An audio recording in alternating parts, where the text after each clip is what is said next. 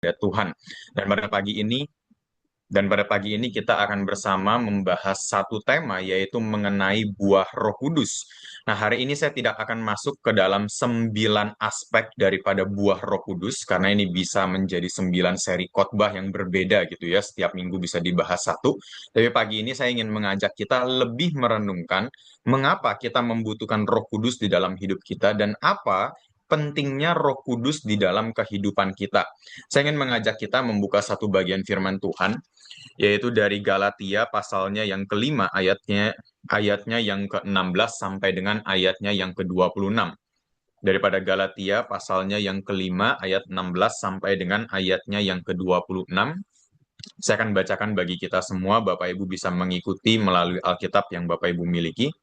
Judul perikopnya di sana adalah hidup menurut daging atau roh. Maksudku, hiduplah oleh roh dan kamu tidak akan menuruti keinginan daging.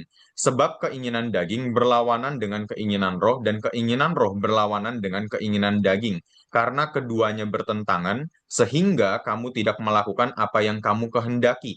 Ayat 18, namun jikalau kamu memberi dirimu dipimpin oleh roh, kamu tidak hidup di bawah hukum Taurat. Perbuatan daging telah nyata, yaitu percabulan, kecemaran, hawa nafsu, penyembahan berhala, sihir, perseteruan, perselisihan, iri hati, kemarahan, kepentingan diri sendiri, percecokan, perpecahan, kedengkian, kemabuk-mabukan, pesta pora, dan sebagainya. Terhadap semuanya itu kuperingatkan kamu, seperti yang telah kulakukan dahulu, bahwa siapa saja yang melakukan hal-hal demikian, tidak akan mendapat bagian dalam kerajaan Allah. Namun buah roh ialah kasih, sukacita, damai sejahtera, kesabaran, kemurahan, kebaikan, kesetiaan, kelemah lembutan, dan penguasaan diri. Tidak ada hukum yang menentang hal-hal itu. Mereka yang menjadi milik Kristus Yesus telah menyalibkan daging dengan segala hawa nafsu dan keinginannya. Jikalau kita hidup oleh roh, baiklah hidup kita dipimpin juga oleh roh, dan janganlah kita gila hormat, janganlah kita saling menentang dan saling mendengki. Ya, Bapak Ibu semuanya, saya ingin mengajak kita membahas terlebih dahulu mengapa Paulus menuliskan perikop ini. Jadi kalau kita perhatikan di dalam perikop sebelumnya, di situ judulnya adalah kemerdekaan Kristen. Di sana Paulus sedang berbicara mengenai kemerdekaan Kristen, karena pada hari itu ada guru-guru palsu yang masuk ke dalam gereja kota Galatia. Mereka masuk ke dalam komunitas Kristen di gereja itu, dan mereka mengatakan Kristus bukanlah satu-satunya syarat untuk keselamatan. Jadi mereka, yaitu guru-guru palsu ini mengatakan, kalau seseorang ingin diselamatkan, harus ada Kristus plus-plus. Jadi ada Kristus plus Taurat, Kristus plus sunat, Kristus plus perbuatan, baru kamu bisa mendapatkan keselamatan. Tentu saja Bapak Ibu semuanya, ini Paulus sangat tidak setuju dengan pernyataan atau ajaran tersebut. Pada ajaran tersebut, Paulus mengatakan dengan tegas di dalam pasal 5 ini ayat 1 sampai kepada ayat 15, tidak, manusia selamat bukan karena Kristus plus plus, bukan karena Kristus plus perbuatan, Kristus plus Taurat, Kristus plus sunat, tidak, melainkan manusia itu bisa selamat, manusia bisa merdeka, manusia bisa bebas daripada dosa hanya melalui Kristus, titik. Tidak pakai koma, tapi pakai titik. Tidak ada tambahan apapun ya di dalam keselamatan kita, hanya Kristus yang membuat kita masuk ke dalam keselamatan. Nah, masalahnya adalah ketika Paulus mengajarkan hal tersebut kepada jemaat di kota Galatia, muncullah sebuah argumen, satu argumen yang saya kira masih sering kita dengar sampai kepada hari ini, yaitu ada orang-orang yang mengatakan, loh, kalau kita selamat hanya karena Kristus, enak dong. Ya sudah, saya percaya saja kepada Yesus Kristus, saya beriman saja kepada Yesus Kristus, tapi hidup saya tetap hidup di dalam dosa. Yang penting kan saya beriman sama Yesus. Yang penting kan saya sudah mendapatkan keselamatan. Jadi nggak apa-apa, hidup saya mau kacau balau pun itu tidak masalah.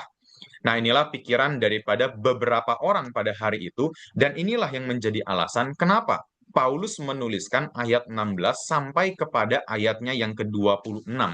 Jadi di dalam bagian ini Paulus itu sedang mengkoreksi, Paulus itu sedang menantang orang-orang pada hari itu dengan satu pertanyaan.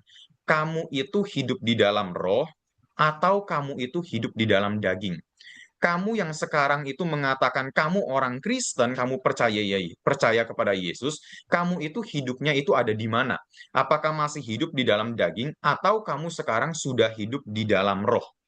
Ini menjadi satu pertanyaan yang sangat penting yang harusnya kita juga pikirkan di dalam kehidupan kita.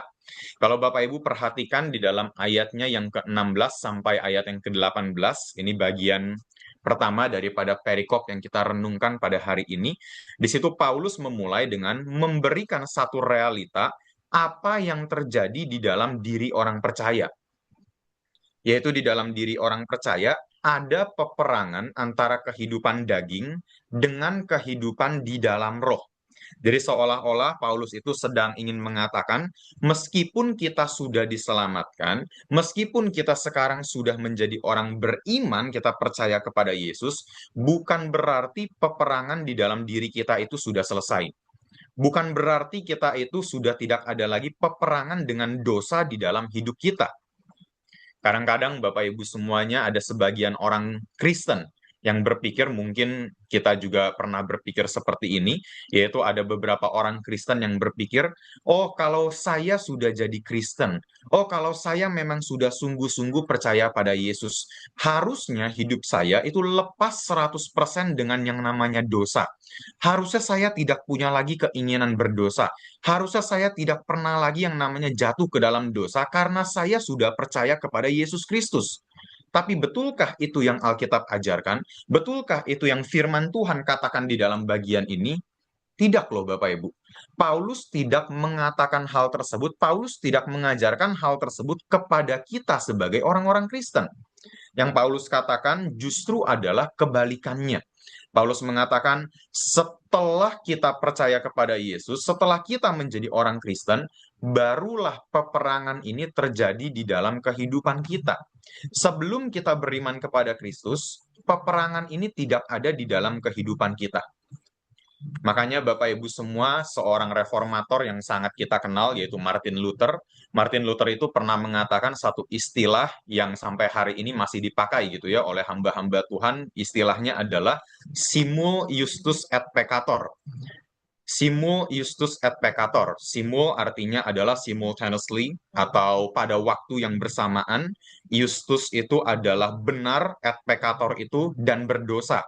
Jadi Martin Luther ingin mengatakan orang percaya pada waktu yang bersamaan adalah orang yang benar, tetapi juga adalah orang yang berdosa di dalam waktu yang bersamaan. Maksudnya itu seperti ini, Bapak Ibu semua. Jadi ketika kita beriman kepada Kristus di hadapan Allah, kita sudah dibenarkan melalui iman kepada Kristus. Ketika kita beriman kepada Kristus, kita menjadi anak-anak Allah, kita sudah dibenarkan, kita memiliki natur yang baru. Kita menjadi ciptaan yang baru. Nah, hanya saja ini realita yang harus kita terima suka atau tidak. Selama kita hidup di dalam dunia ini, kita itu belum mencapai kesempurnaannya. Nah, ini konsep already and not yet. Sudah menjadi anak Allah, tetapi belum mencapai kepada kesempurnaannya. Kehidupan daging di dalam hidup kita itu akan terus mencoba untuk menggoda kita. Kehidupan daging akan terus mencoba untuk menarik kita dan menjatuhkan kita, karena bagaimanapun kita terlahir dengan natur atau kecenderungan untuk berdosa. Tidak bisa dipungkiri, tidak bisa diganggu-gugat, ya mau bagaimanapun kita tetap adalah orang-orang yang terlahir dengan natur atau kecenderungan untuk berdosa. Itulah sebabnya ketika kita menjadi orang Kristen, ada dua keinginan yang berlawanan di dalam diri kita. Satu sisi sebagai orang Kristen, sebagai anak Allah, ya tentu kita ingin hidup taat sepenuhnya kepada Tuhan. Tapi di sisi yang lain, kita masih bergumul dengan yang namanya dosa. Kita masih bergumul dengan yang namanya kesalahan. Kita masih bergumul dengan yang namanya perlawanan kepada Tuhan. Bahkan secara realita, Bapak Ibu semua, walaupun kita sudah menjadi orang beriman dan sungguh-sungguh percaya kepada Yesus, saya tidak mengatakan kita setengah-setengah percaya kepada Yesus, tetapi sungguh-sungguh percaya kepada Yesus, terkadang kita masih bisa jatuh ke dalam dosa. Terkadang kita masih bisa jatuh ke dalam dosa. Bukankah itu Bapak Ibu semua yang kita lihat di dalam kehidupan kita? Walaupun kita sudah jadi orang Kristen puluhan tahun, kita tetap bisa jatuh ke dalam dosa. Nah, ini berbeda dengan hidup di dalam dosa. Nanti saya akan bahas apa bedanya hidup dalam dosa dengan jatuh ke dalam dosa. Tapi pada intinya ketika kita jatuh ke dalam dosa, ini adalah kegagalan sesaat di dalam kehidupan kita, bukan berulang-ulang terjadi di dalam kehidupan kita. Yang terjadi, ini kejatuhan yang terjadi karena kelemahan di dalam hidup kita, karena godaan yang terjadi dan juga kelalaian di dalam kehidupan kita. Dan satu hal yang paling penting yang menjadi ciri paling jelas mengenai orang yang jatuh ke dalam dosa adalah mereka memiliki perjuangan untuk pertobatan.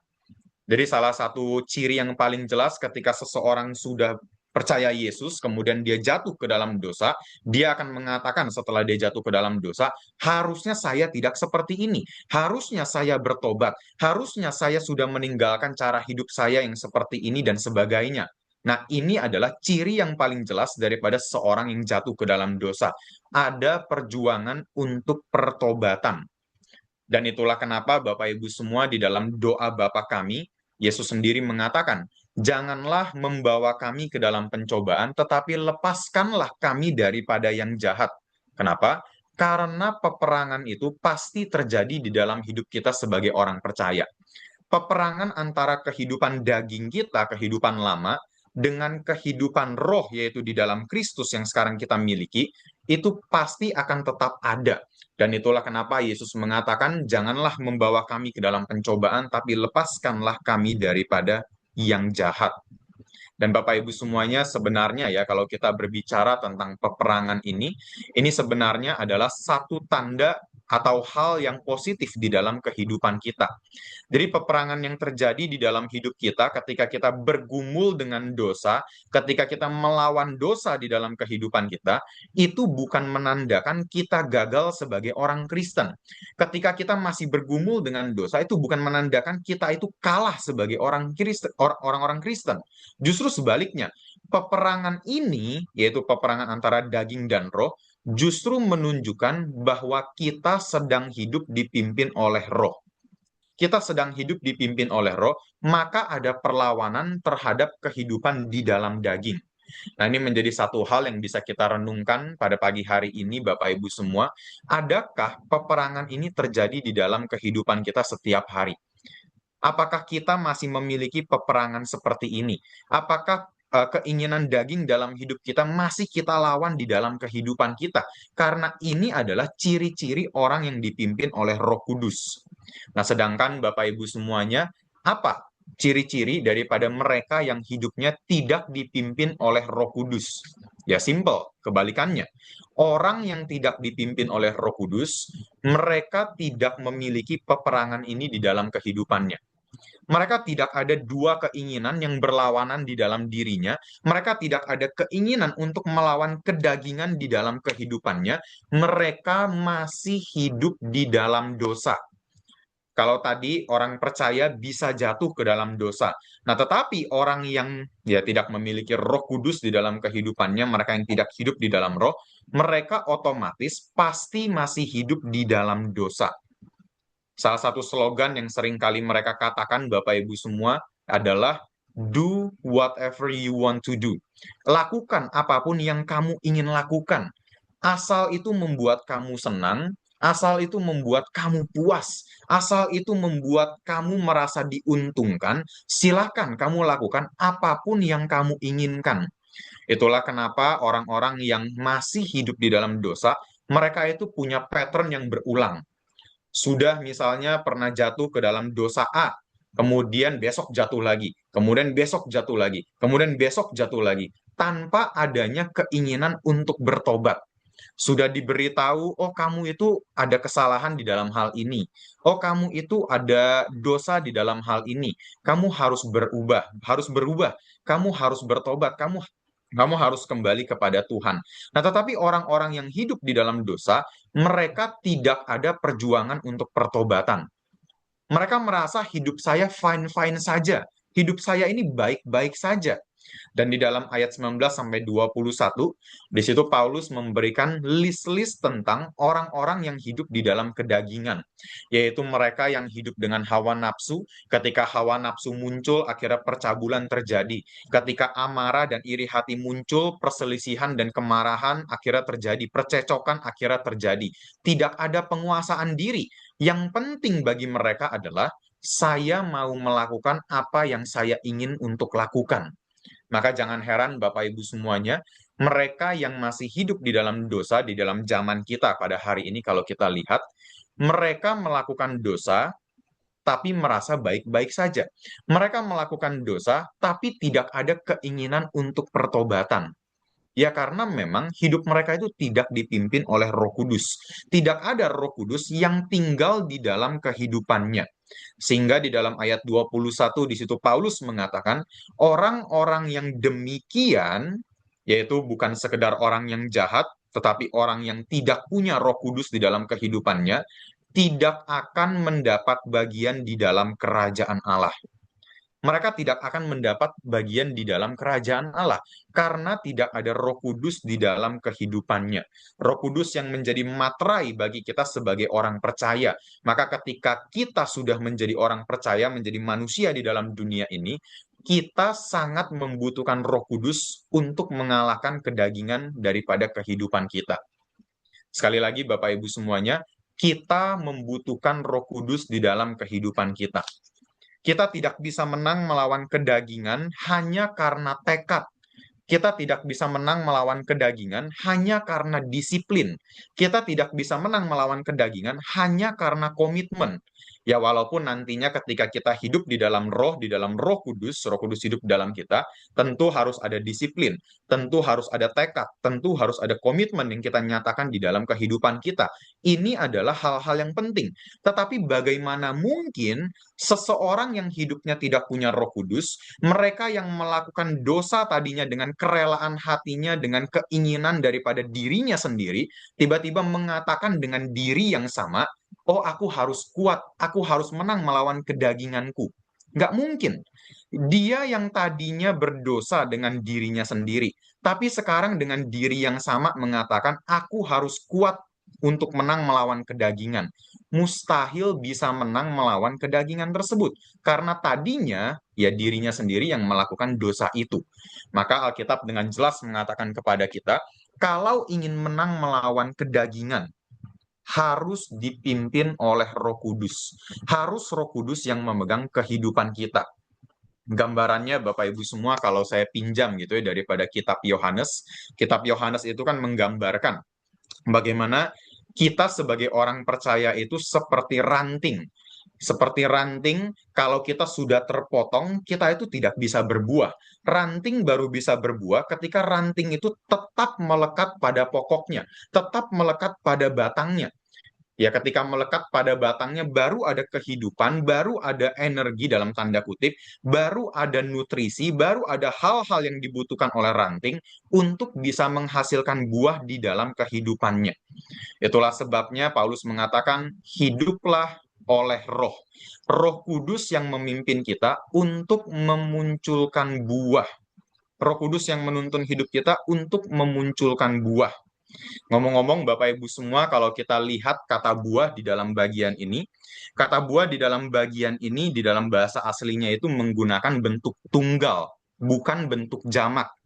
Jadi kalau kita mengatakan buah, itu menggunakan kata eh, kata eh, kaipos, bukan kaipoi. Nah, jadi ketika kita berbicara tentang kata buah dalam bagian ini, buah roh itu lebih tepat dikatakan sebagai buah roh, bukan buah-buah roh. Nah, ini berbeda. Buah roh bukan buah-buah roh. Bukan 9 buah yang berbeda. Tapi satu buah yang utuh, yaitu buah roh adalah gambaran daripada karakter Kristus yang utuh di dalam kasih sampai pada penguasaan diri, karakter Kristus yang utuh, tetapi di dalam 9 aspek. Aspek kasih, aspek damai sejahtera, aspek sukacita, aspek kemurahan, sampai kepada aspek daripada penguasaan diri. Nah, ini yang kita lihat mengenai buah roh. Jadi buah roh itu bukan 9 buah yang berbeda, tapi satu buah yang sama di dalam 9 aspek. Dan ini yang dimiliki oleh orang Kristen ketika kita hidup di dalam roh. Ketika kita memiliki Roh Kudus dalam hidup kita, buah ini dengan 9 aspek akan muncul di dalam kehidupan kita. Dan sekaligus Bapak Ibu semuanya, ini yang membedakan orang percaya dengan orang-orang yang tidak percaya, yaitu buah roh ini. Saya tidak mengatakan, oh kalau begitu orang non-Kristen tidak ada satupun yang hidupnya itu punya kasih. Oh kalau begitu orang non-Kristen tidak ada satupun yang hidupnya punya kemurahan, kesabaran, kebaikan sampai kepada penguasaan diri. Tentu tidak, Bapak Ibu semua, saya tidak mengatakan hal tersebut. Saya memiliki banyak teman-teman saya juga orang-orang non-Kristen, dan saya melihat ya mereka juga adalah orang-orang yang baik. Mereka juga adalah teman-teman yang bisa sabar, bisa murah hati, bisa memiliki penguasaan diri, dan sebagainya. Tetapi yang menjadi perbedaan kita dengan mereka adalah perbuatan baik mereka, sumbernya itu berbeda. Perbuatan baik mereka bukanlah karya daripada Roh Kudus. Kesabaran mereka bukanlah karya daripada Roh Kudus, yaitu Roh Kudus yang tinggal di dalam kehidupannya. Karena ketika Roh Kudus itu bekerja, ya Roh Kudus tinggal dalam hidup kita, dia bukan hanya mengubah perilaku seseorang atau perilaku kita, tapi lebih dalam lagi, Roh Kudus mengubah hati daripada orang tersebut. Roh Kudus mengubah hati daripada setiap kita. Jadi pergerakan perubahannya itu dari dalam keluar. Dari dalam diubahkan, lalu melalui tindakan, ya ini terlihat atau dimanifestasikan, dinyatakan melalui tindakan luarnya. Ada hati yang diubahkan, lalu manifestasinya adalah kasih, sukacita, damai sejahtera, sampai kepada penguasaan diri. Dan ini adalah sesuatu yang sangat penting. Kenapa penting? Orang yang kepenuhan Roh Kudus. Nah, ini kan satu istilah yang sering kali kita dengar ya, Bapak Ibu semua di dalam hari Pentakosta, yaitu kepenuhan Roh Kudus. Orang yang kepenuhan Roh Kudus, ciri-cirinya adalah memiliki buah roh di dalam kehidupannya. Orang yang kepenuhan Roh Kudus, ciri-cirinya adalah memiliki buah roh di dalam kehidupannya. Saya ingat Bapak Ibu semua ketika saya masih SMP gitu ya, saya bersekolah di satu sekolah. Kemudian pada hari itu ada 2 orang perempuan teman saya, dua-duanya itu teman saya. Mereka itu berantem. Jadi 2 orang perempuan ini berantem sampai jambak-jambakan, sampai pukul-pukulan dan sebagainya. Kemudian salah satu daripada mereka ketika berantem, tiba-tiba dia berbahasa roh. Tiba-tiba dia mengatakan sikira bara-bara sandalama sandalama sandalama, tiba-tiba dia berbahasa roh. Seolah-olah dia itu ingin melawan orang tersebut, melawan teman saya yang satu lagi dengan kekuatan daripada Roh Kudus.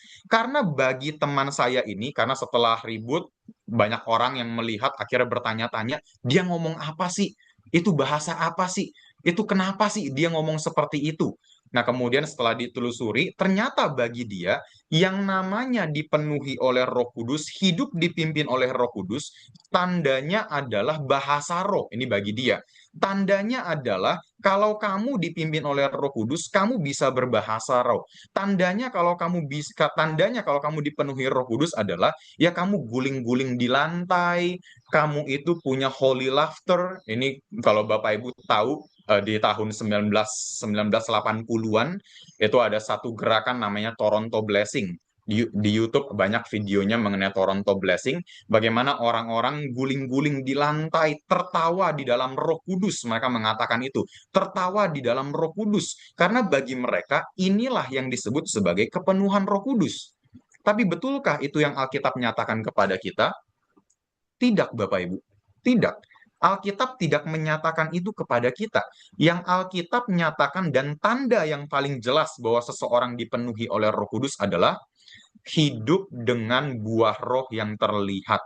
Ketika Roh Kudus bekerja di dalam hidup kita harusnya semakin serupa dengan Kristus, yaitu di dalam buah roh tadi. Semakin serupa dengan Kristus di dalam kasih, semakin serupa dengan Kristus dalam kesabaran, kemurahan, kebaikan, kesetiaan, kelemah lembutan, dan juga sampai kepada penguasaan diri. Oleh karena itu, Bapak Ibu semua, kalau kita mau tahu seseorang itu dewasa secara rohani atau tidak, caranya itu bukan melihat dari pelayanannya. Bukan kita melihat dari seberapa lama dia datang ke gereja. Bukan seberapa pintar dia juga tahu doktrin A, doktrin B, doktrin C, dan sebagainya. Bukan. Tapi cobalah lihat buah roh yang ada di dalam kehidupannya. Baru kita tahu seberapa dewasa orang tersebut di dalam iman kepada Kristus. Termasuk Bapak Ibu semua bagi diri kita, baik sebagai jemaat, baik sebagai pelayan, sebagai guru sekolah minggu, sebagai diaken, termasuk kita sebagai hamba Tuhan. Kita pun perlu introspeksi diri. Kita perlu berhenti menghitung seberapa aktif kita pelayanan. Kita perlu berhenti menghitung seberapa rajin kita pergi ke gereja. Kita perlu berhenti menghitung berapa banyak doktrin yang kita tahu. Sekarang adalah waktunya untuk kita hitung seberapa hidup kita sudah serupa dengan Kristus. Kita harus lihat di dalam kehidupan kita, apakah kita hidupnya semakin serupa dengan Kristus atau tidak. Karena pada kenyataannya, orang bisa pelayanan dengan hebat, orang bisa berkhotbah dengan baik, tapi buah Roh Kudus di dalam kehidupannya itu nol. Buah Roh Kudus dalam kehidupannya itu tidak ada. Di mimbar bisa bagus, di dalam pelayanan bisa baik, tetapi di meja makan, di rumah, antara hubungan suami istri, hubungan orang tua dengan anak, atau saudara dengan saudara, atau ketika kita berada di jalan bertemu dengan orang lain, atau bagaimana cara kita memperlakukan orang lain di dalam kehidupan kita, jangan-jangan tidak kelihatan buah roh tersebut di dalam hidup kita. Dan ini menjadi satu tanda kita masih hidup di dalam daging. Kita masih hidup di dalam daging kalau buah roh itu tidak terlihat di dalam kehidupan kita. Itu sebab Bapak Ibu semuanya di dalam ayatnya yang ke-24, di situ Paulus mengingatkan kita akan panggilan kita sebagai milik Kristus, yaitu engkau dan saya, yaitu kita semua, yang sudah menjadi milik Kristus. Kita dipanggil untuk menyalibkan daging. Yang mana pada hari itu kata menyalibkan, yang namanya menyalibkan, itu hanya satu tujuannya, kematian. Kalau orang sudah dijatuhi hukuman salib, tujuannya hanya satu, sampai orang itu mati. Ini berarti ketika kita menyalibkan kedagingan kita itu bukan hanya menolak kedagingan kita bukan hanya saying no kepada kedagingan kita bukan hanya tutup mata kepada kedagingan kita, tidak. Kita harus mematikan kedagingan kita di dalam hidup ini. Dan prosesnya Bapak Ibu semua bukan satu hari. Prosesnya itu bukan satu bulan. Prosesnya bukan 1 tahun, 10 tahun, 20, 30 tahun di dalam hidup ini lalu kita mengatakan cukup saya sudah mematikan kedagingan saya. Bukan. Proses daripada mematikan kedagingan adalah seumur hidup. Adalah seumur hidup. Ketika kita percaya Yesus, kita mendapat pembenaran, yaitu justification, ini hanya satu kali untuk selamanya. Tetapi setelah pembenaran, dibenarkan menjadi anak Allah, kita masuk ke dalam proses sanctification, yaitu proses pengudusan yang prosesnya adalah setiap hari. Proses pengudusan yang prosesnya itu detik demi detik di dalam kehidupan kita. Di mana detik demi detik kita menyangkal diri, di mana detik demi detik kita memikul salib, di mana detik demi detik kita mengatakan untuk mematikan kedagingan kita, dan kita semakin bertumbuh di dalam buah roh detik demi detik di dalam kehidupan kita. Nah, sebagai penutup Bapak Ibu semuanya, kalau dunia ini gitu ya, kita sering kali mendengar satu peribahasa di dalam dunia ini mengatakan, hari ini saya harus lebih baik dari hari kemarin. Nah, kita sebagai orang Kristen, orang percaya, harusnya mengatakan, hari ini saya harus lebih serupa dengan Kristus daripada hari kemarin. Kalau hari kemarin saya begini, nah hari ini saya harus lebih serupa dengan Kristus. Ada daging yang kita salibkan, ada keinginan berdosa yang kita matikan di dalam kehidupan kita, dan ada buah roh yang semakin nyata di dalam kehidupan kita. Kiranya Bapak Ibu semuanya di dalam firman Tuhan perenungan kita pada pagi hari ini, kita boleh bersama-sama diingatkan kembali bagaimana kita sudah diselamatkan dan sekarang di dalam proses pengudusan, yaitu proses setiap hari, kita mematikan daging dan juga semakin bergantung kepada Roh Kudus untuk memiliki buah roh di dalam kehidupan kita. Kiranya Tuhan boleh memberkati dan memberkati kita semua dan kita boleh menjalankan hidup kita sesuai dengan apa yang Tuhan inginkan, menjadi semakin serupa dengan Kristus di dalam kehidupan kita. Mari kita bersama-sama bersatu di dalam doa. Tuhan, kami bersyukur untuk anugerah yang Tuhan berikan dan kasih setia Tuhan di dalam hidup kami. Ketika Engkau naik ke surga, Engkau juga memberikan Roh Kudus di dalam hidup kami sebagai orang-orang percaya. Maka ketika kami hidup dipimpin oleh Roh. Dan biarlah di dalam proses pengudusan kami, proses setiap hari, kami semakin bergantung kepada Roh Kudus. Kami menyerahkan hidup kami kepada Engkau. Kami terus menempel, melekat kepada Engkau, sehingga kami boleh menghasilkan buah roh tersebut ya Tuhan. Ada kasih, ada sukacita, damai sejahtera, kesabaran, kemurahan, penguasaan diri di dalam hidup kami yang pada ujungnya hanya untuk memuliakan nama-Mu saja ya Tuhan. Kami memohon anugerah dan belas kasihan Tuhan, kiranya nama Tuhan dipermuliakan dan ditinggikan melalui kehidupan setiap kami. Hanya di dalam nama Tuhan kami, Yesus Kristus, kami berdoa. Amin.